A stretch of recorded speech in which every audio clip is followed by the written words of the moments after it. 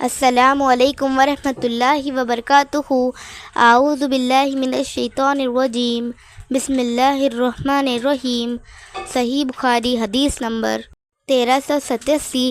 میں والد ماجد حضرت ابو بکر رضی اللہ عنہ کی خدمت میں ان کی مرض الموت میں حاضر ہوئی تو آپ نے پوچھا کہ نبی کریم صلی اللہ علیہ وسلم کو تم لوگوں نے کتنے کپڑوں کا کفن دیا تھا؟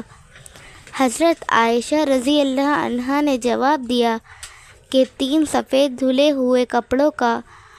آپ کو کفن میں قمیض اور عمامہ نہیں دیا گیا تھا، اور ابو بکر رضی اللہ عنہ نے ان سے یہ بھی پوچھا کہ آپ کی وفات کس دن ہوئی تھی؟ انہوں نے جواب دیا کہ پیر کے دن۔ پھر پوچھا کہ آج کون سا دن ہے؟ انہوں نے کہا آج پیر کا دن ہے۔ آپ نے فرمایا کہ پھر مجھے بھی امید ہے کہ اب سے رات تک میں بھی رخصت ہو جاؤں گا۔ اس کے بعد آپ نے اپنا کپڑا دیکھا جسے مرض کے دوران میں آپ پہن رہے تھے۔ اس کپڑے پر زعفران کا دھبا لگا ہوا تھا۔ آپ نے فرمایا میرے اس کپڑے کو دھو لینا اور اس کے ساتھ 2 اور ملا لینا، پھر مجھے کفن انہی کا دینا۔ میں نے کہا کہ یہ تو پرانا ہے۔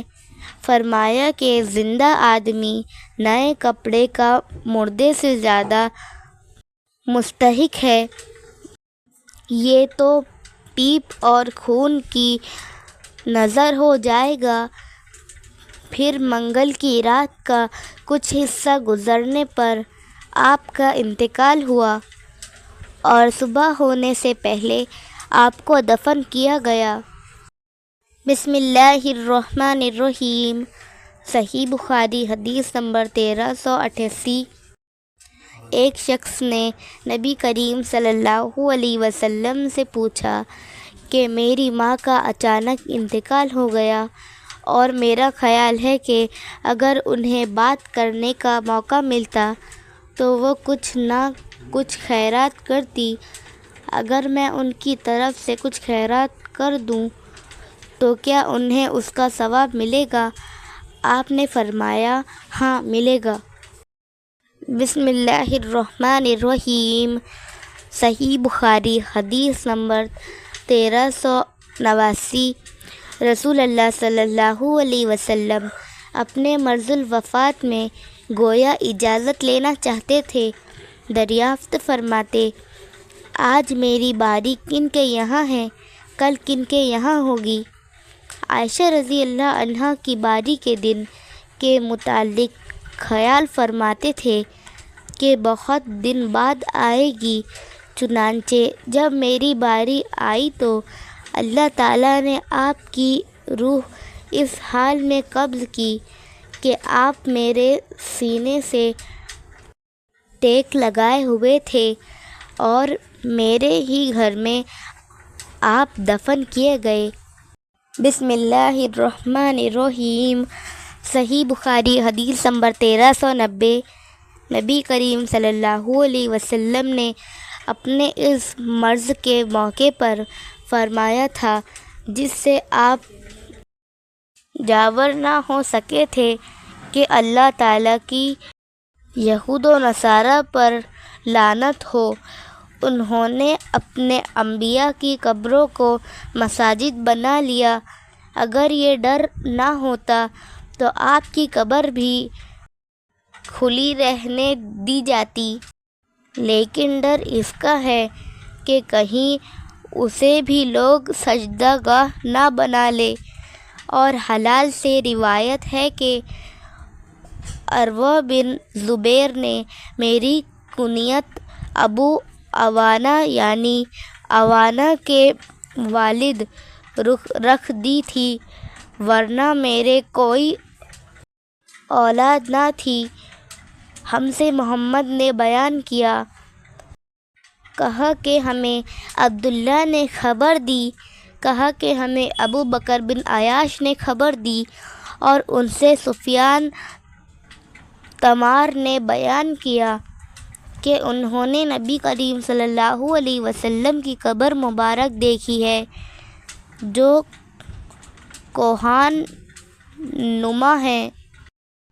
ہم سے فروہ بن ابی المغیرہ نے بیان کیا، کہا کہ ہم سے علی بن مسہر نے بیان کیا، ان سے ہشام بن عروہ نے، ان سے ان کے والد نے کہ ولید بن عبد الملک بن مروان کے عہد حکومت میں جب نبی کریم صلی اللہ علیہ وسلم کے حجرے مبارک کی دیوار گرمی اور لوگ اسے زیادہ اونچی اٹھانے لگے تو وہاں ایک قدم ظاہر ہوا۔ لوگ یہ سمجھ کر گھبرا گئے کہ یہ نبی کریم صلی اللہ علیہ وسلم کا قدم مبارک ہے۔ کوئی شخص ایسا نہیں تھا جو قدم کو پہچان سکتا۔ آخر عروہ بن زبیر نے بتایا کہ نہیں، خدا گواہ ہے، یہ رسول اللہ صلی اللہ علیہ وسلم کا قدم نہیں ہے، بلکہ یہ تو عمر رضی اللہ عنہ کا قدم ہے۔ بسم اللہ الرحمن الرحیم۔ صحیح بخاری حدیث نمبر 1391۔ آپ نے عبداللہ بن زبیر رضی اللہ عنہما کو وصیت کی تھی کہ مجھے حضور اکرم صلی اللہ علیہ وسلم اور آپ کے ساتھیوں کے ساتھ دفن نہ کرنا، بلکہ میری دوسری سکنوں کے ساتھ بقیع غرقد میں مجھے دفن کرنا۔ میں یہ نہیں چاہتی کہ ان کے ساتھ میری بھی تعریف ہوا کرے۔ بسم اللہ الرحمن الرحیم۔ صحیح بخاری حدیث نمبر 1392۔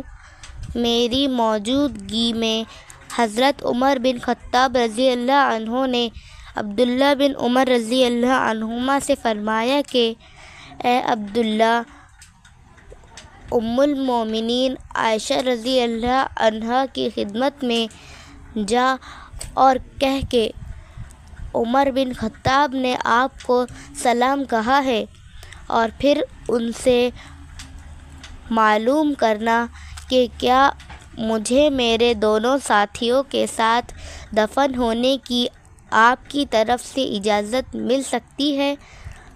حضرت عائشہ رضی اللہ عنہا نے کہا کہ میں نے اس جگہ کو اپنے لیے پسند کر رکھا تھا، لیکن آج میں اپنے پر عمر رضی اللہ عنہ کو ترجیح دیتی ہوں۔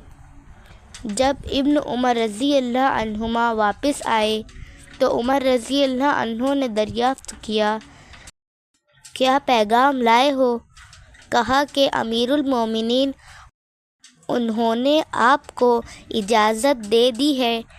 عمر رضی اللہ عنہ یہ سن کر بولے کہ اس جگہ دفن ہونے سے زیادہ مجھے اور کوئی چیز عزیز نہیں تھی، لیکن جب میری روح قبض ہو جائے تو مجھے اٹھا کر لے جانا اور پھر دوبارہ عائشہ رضی اللہ عنہا کو میرا سلام پہنچا کر ان سے کہنا کہ عمر نے آپ سے اجازت چاہی ہے، اگر اس وقت بھی وہ اجازت دے دے تو مجھے وہیں دفن کرنا، ورنہ مسلمانوں کے قبرستان میں دفن کر دینا۔ میں اس امیر خلافت کا ان چند صحابہ سے زیادہ اور کسی کو مستحق نہیں سمجھتا جن سے رسول اللہ تک خوش اور راضی رہے۔ وہ حضرات میرے بعد جسے بھی خلیفہ بنائیں، خلیفہ وہی ہوگا، اور تمہارے لیے ضروری ہے کہ تم اپنے خلیفہ کی باتیں توجہ سے سنو اور اس کی اطاعت کرو۔ اپنے اس موقع پر حضرت عثمان، علی، طلحہ، زبیر، عبد الرحمن بن عوف اور سعد بن ابی وقاص رضی اللہ عنہم کے نام لیے۔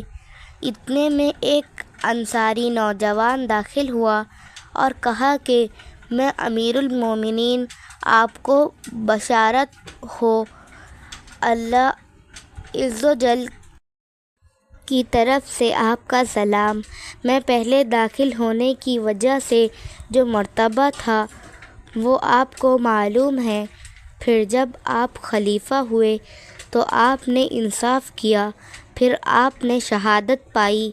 حضرت عمر رضی اللہ عنہ بولے، میرے بھائی کے بیٹے، کاش ان کی وجہ سے میں برابر چھوٹ جاؤں، نہ مجھے کوئی عذاب ہو اور نہ کوئی ثواب۔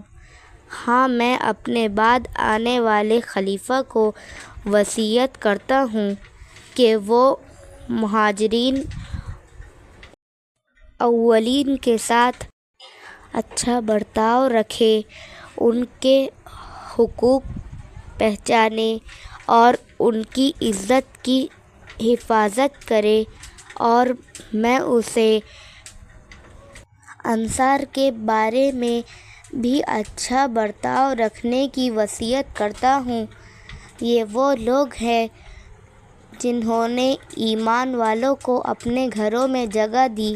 میری وصیت ہے کہ ان کے اچھے لوگوں کے ساتھ بھلائی کی جائے اور ان میں جو برے ہوں ان سے درگزر کیا جائے، اور میں ہونے والے خلیفہ کو وصیت کرتا ہوں اس ذمہ داری کو پورا کرنے کی جو اللہ اور رسول کی ذمہ داری ہے، یعنی غیر مسلمانوں کی جو اسلام حکومت کے تحت زندگی گزارتے ہیں، کہ ان سے کیے گئے وعدوں کو پورا کیا جائے، انہیں بچا کر لڑا جائے اور طاقت سے زیادہ ان پر کوئی بار نہ ڈالا جائے۔